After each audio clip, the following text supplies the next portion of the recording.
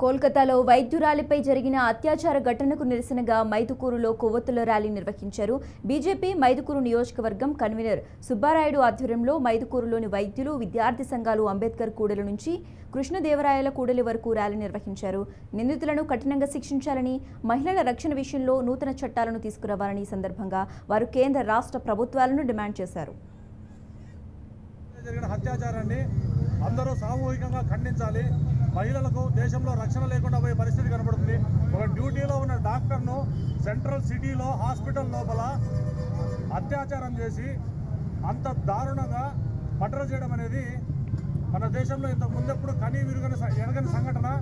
దీన్ని అందరూ ఖండించాలి. డాక్టర్లకు ఖచ్చితంగా రక్షణ కల్పించాలి, స్త్రీలకు ఖచ్చితంగా రక్షణ కల్పించాలి. దీనికి తగినటువంటి చట్టాన్ని చేసి కేంద్ర ప్రభుత్వం, రాష్ట్ర ప్రభుత్వాలు తగినటువంటి యాక్షన్ తీసుకొని ఇలాంటి సంఘటనలు మళ్ళీ రిపీట్ కాకుండా చూడాలని మా డాక్టర్ల అసోసియేషన్ తరఫున, ఐఎంఏ తరఫున కేంద్ర ప్రభుత్వాలని, రాష్ట్ర ప్రభుత్వాలని సవినయంగా విన్నవించుకుంటున్నాం. మేము కోల్కతాలోని డాక్టర్